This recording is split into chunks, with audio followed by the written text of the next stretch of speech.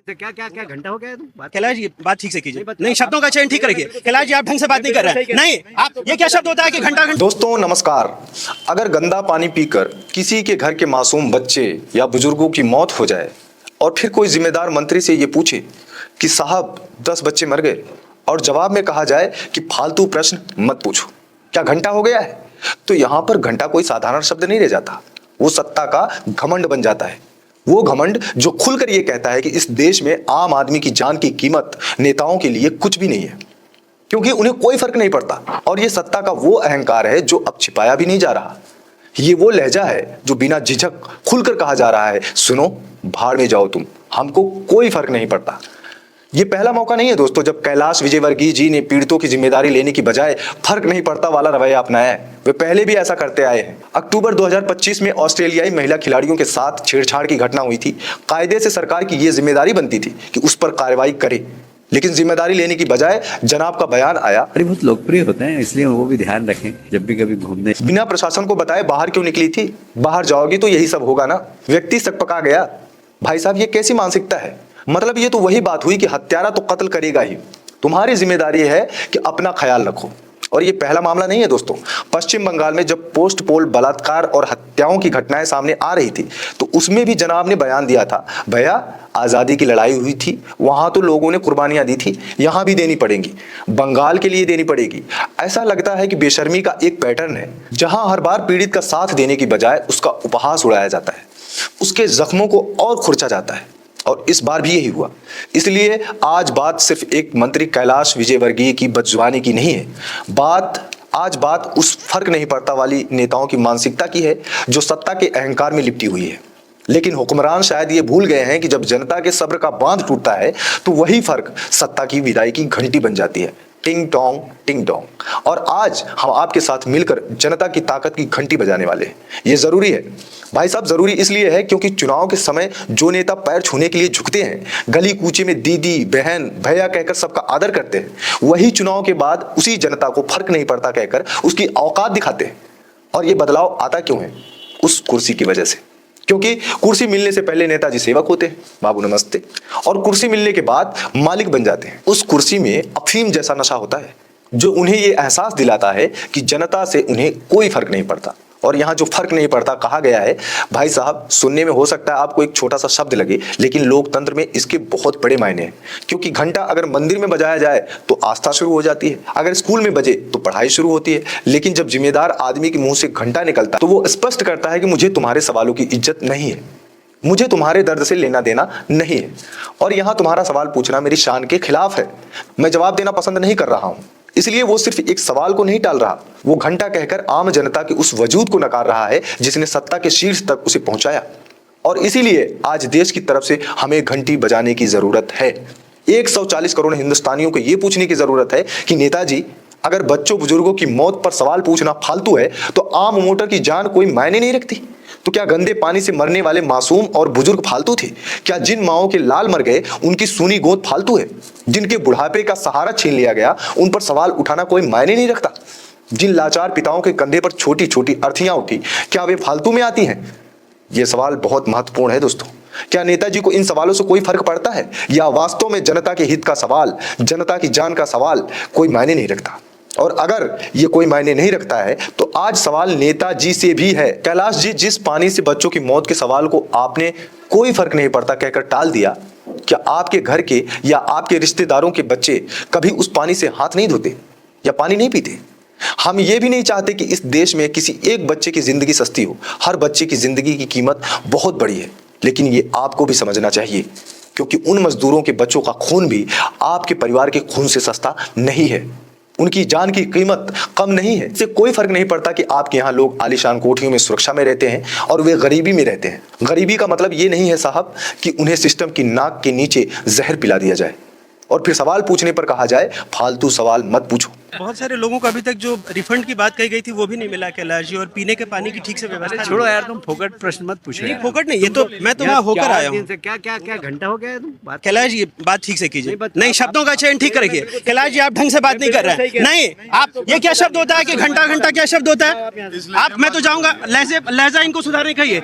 इतने सीनियर मंत्री घंटा घंटा क्या बोलते रहते हैं? बात करने की तमीज नहीं है। हाँ और क्या, तुम मत किया करो, ठीक है? तो क्या घंटा बोलेंगे? सवाल कर रहे हैं ना हम, वो जवाब दे रहे हैं, आपको क्या हो रहा है?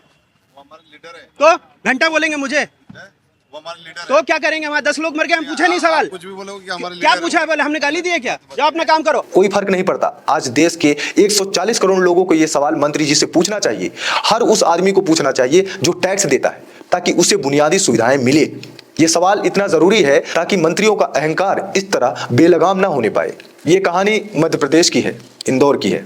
वो इंदौर जिसे हम सफाई में देश का नंबर 1 शहर कहते हैं, जिसका डंका पूरी दुनिया में पीटा जाता है। दीवारों पर जहां रंग बिरंगे महंगे पोस्टर लगे हैं, शानदार लाइटिंग लगी है, लेकिन बड़े अफसोस के साथ कहना पड़ रहा है कि उन चमकती सड़कों के नीचे जो पाइपलाइन बिछी है, उसमें भ्रष्टाचार और मौत का गंदा पानी बह रहा है। भागीरथपुरा इलाके में सीवेज का गंदा पानी रिसकर नर्मदा की पेयजल लाइन में जा मिला। नतीजा यह हुआ कि स्थानीय लोगों के दावे के अनुसार 10 लोगों की मौत हो गई, जिसमें मासूम बच्चियां से लेकर बुजुर्ग शामिल थे। 116 से ज्यादा लोग अस्पताल में भर्ती हो गए। 1000 से अधिक लोग इस जहरीले संक्रमण की चपेट में आ गए। अब यहां जो 10 मौतों का दावा किया जा रहा है, ये केवल कोई संख्या नहीं है, ये व्यवस्था की एक सामूहिक हत्या है। और अगर आज मंत्री जी का वो लहजा आपको नहीं चुभ रहा, तो समझ लीजिए कि अगला नंबर आपके घर के नल का भी हो सकता है। क्या स्मार्ट सिटी का मतलब केवल चकाचौंध है?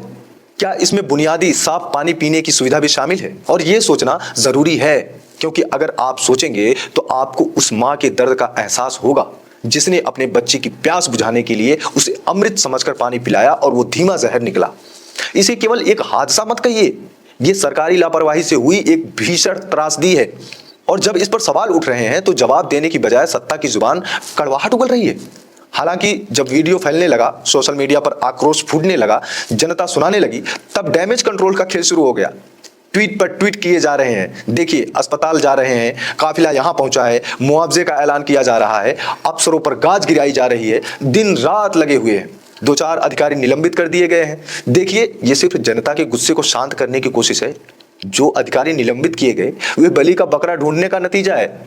असली निलंबन उस अहंकार का होना चाहिए जो जनता को कीड़ा मकोड़ा समझता है। और ये इसलिए हम कह रहे हैं कि ये जो ट्विटर और सोशल मीडिया पर अब सॉरी या बहुत मेहनत कर रहे हैं का नाटक दिखाया जा रहा है, ये पश्चाताप नहीं है, ये अपनी कुर्सी और अपनी छवि बचाने की एक सियासी कोशिश है।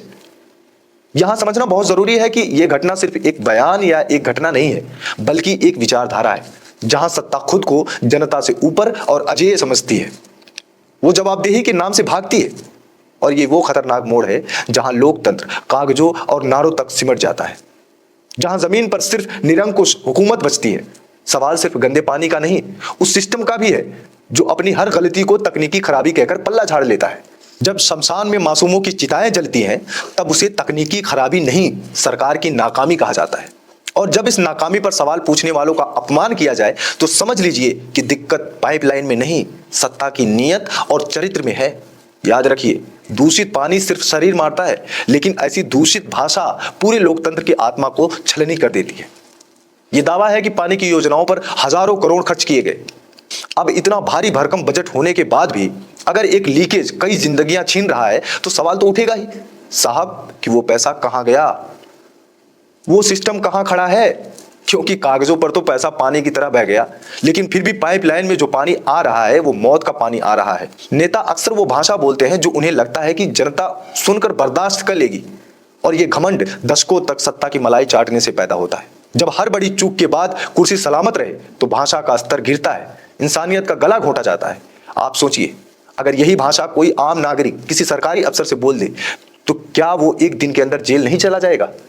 लेकिन जब सत्ता बोलती है, उसके दरबारी उसे बेबाकी और देसी अंदाज कहकर महिमा मंडन करते। मंत्री जी, याद रखिए, इंदौर के 11 लाख वोट आपकी जागीर नहीं है, वे जनता की उम्मीद है। उसमें मजदूर का भरोसा है जो दिन रात की थकान के बाद रात में एक गिलास साफ पानी चाहता है। उसमें बुजुर्ग की दुआ थी जो अपने पोते पोतियों को स्वस्थ और सुरक्षित देखना चाहता है। इन परिवारों की उम्मीदों को अहंकार से टालना इस देश के लोकतंत्र के साथ किया गया सबसे बड़ा विश्वासघात है। पत्रकार का सवाल कोई व्यक्तिगत रंजिश नहीं था, वो उन उजड़े हुए घरों की तरफ से एक चीख थी। जहां आज सन्नाटा पसरा है, लेकिन सत्ता को सवाल चुभते हैं क्योंकि सवाल जिम्मेदारी का आईना दिखाते हैं। वे उन्हें पसंद नहीं आते जहां उनकी नाकामी दिखाई पड़े। कई बार ये लगता है और दिखता है कि आज की राजनीति सेवा से ज्यादा विज्ञापन और इवेंट पर टिकी है। शहर की ऊपरी सतह को चमका दो, लेकिन गहराई में व्यवस्थाएं सड़ती, खोखली होती हैं और ये असली तस्वीर सत्ता के चेहरों को बेचैन करती है। इसीलिए जब उन पर सवाल उठता है तो नेताओं को ये फालतू नजर आता है, और जब सत्ता किसी सवाल को फालतू कहती है तो असल में वो ये तय कर रही होती है कि किसकी जिंदगी की कीमत है और किसकी नहीं। और ये सोच लोकतंत्र के लिए कैंसर की तरह है दोस्तों। कोई गंदा पानी और मौत किसी राजनीतिक विचारधारा या झंडा देखकर हमला नहीं करती। वो झोपड़ी में भी रहती है और महल में भी। फर्क इतना है कि महल वालों के पास सवाल दबाने की ताकत है और झोपड़ी वालों के पास सिर्फ सिसकियां। लोकतंत्र में सबसे ताकतवर चीज कोई पद या विभाग नहीं है, बल्कि एक नागरिक का सवाल होता है। और जब सत्ता सवाल से कांपने लगे तो वो सवाल पूछने वालों को दुश्मन समझने लगती है। आज समय आ गया है कि ऐसी अमानवीय भाषा को हम सामान्य ना माने, क्योंकि जिस दिन हमने ये स्वीकार कर लिया कि राजनेताओं का लहजा तो ऐसा ही होता है, वे ऐसे ही बात करते हैं, उस दिन हम अपनी गरिमा और नागरिक अधिकार दोनों खो देंगे। में भारतीय जनता पार्टी को लगातार सांसद दिया, लगातार 9 विधायक दिए, नगर निगम दी, पर इंदौर को उन्होंने पानी में जहर दिया। अभी सवाल उठते हैं कि 13 मौतें हो गई और भारतीय जनता पार्टी के हमारे अपने मुख्यमंत्री ये बोलते हैं कि 4 मौतें हुई। मतलब मौतों को छुपाना क्या एक मुख्यमंत्री का दायित्व ये था? अरे आपकी हत्यारी सरकार है जिसने अभी 25 बच्चों की को सिरप में हत्या कर दी। आपकी हत्यारी सरकार ने एम्बाई में चूहों से बच्चों को नुचवा दिया और अभी ये 13 लोगों की मौत जहर दे के, पानी में जहर दे के कर दी। और आप इस हत्यारी बात को छुपाने के बजाय सही तरीके से निर्णय क्यों नहीं लेना चाहते? आपका मंत्री पत्रकार जब सवाल करता है तो उनको गालियां देता है। उस मंत्री को हटाना चाहिए, नहीं हटाना चाहिए? उनका इस्तीफा लेना चाहिए, नहीं लेना चाहिए?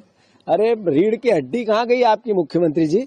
आप क्यों नहीं पनिशमेंट देना चाहते उन अधिकारियों को जिनके कारण उन पर मुकदमा दर्ज करो, हत्या, गैर इरादतन हत्या का मुकदमा दर्ज करो महापौर इंदौर पे, गैर इरादतन हत्या, किसी की तो जवाबदेही दो।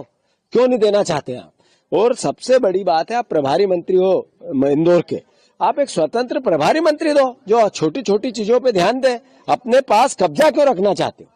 तो ये लगातार भारतीय जनता पार्टी की हठधर्मिता, अहंकार के कारण ये मौतें हो रही है। मैं मानता हूं हमने एक कमेटी गठित की है, तुम्हें पूरी जांच हो रही है, जो दोषी होंगे उसके खिलाफ एक्शन लेंगे, पार्टी अपना दायित्व निभाएगी। पर हम आस करते हैं कि जिन मौतों को मौत हुई उनको 1-1 करोड़ का मुआवजा मिले।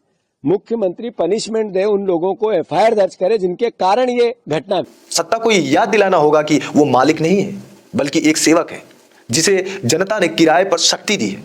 और इसीलिए आप सोचिए, क्या यह संभव है कि हम एक ऐसे समाज की कल्पना करें जहां जनप्रतिनिधि का लहजा संवेदनशील हो?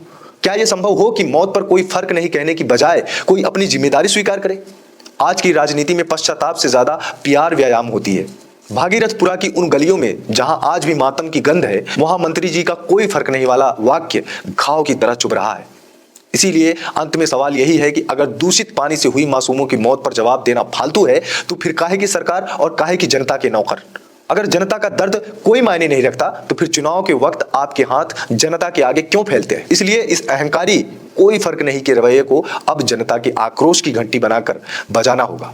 ऐसी आवाज जो सत्ता के महलों की नींद उड़ाए, ताकि कुर्सी पर बैठा हर व्यक्ति, चाहे वो जिस भी राजनीतिक पार्टी का हो, उसकी हिम्मत ना हो दोबारा ये कह सके कि जनता से जुड़ा सवाल फालतू का काम है। ये जनता का संवैधानिक अधिकार है भाई। इस असंवेदनशील रवैये पर हम सबको मिलकर आवाज उठानी होगी। हम सबको मिलकर साथ में घंटी बजानी पड़ेगी, ताकि भविष्य में किसी मासूम की मौत पर कोई फर्क नहीं कहने की जरूरत ना पड़े। और जाते जाते कैलाश विजयवर्गीय जी से हम वही कहेंगे, उन्हीं की पार्टी के सर्वोच्च नेता अटल बिहारी वाजपेयी साहब ने कहा था, सरकारें आती हैं जाती हैं, पार्टियां बनेंगी बिगड़ेंगी, मगर ये देश रहना चाहिए। इस देश का लोकतंत्र अमर रहना चाहिए और लोकतंत्र में जनता के सवालों की जवाबदेही होती है। उनके सवाल को फालतू या कोई मायने नहीं रखता कहकर नहीं टाला जा सकता। उम्मीद है कम से कम अटल जी की इस बात को वो जरूर सुनेंगे। बहुत बहुत धन्यवाद दोस्तों, बहुत बहुत शुक्रिया।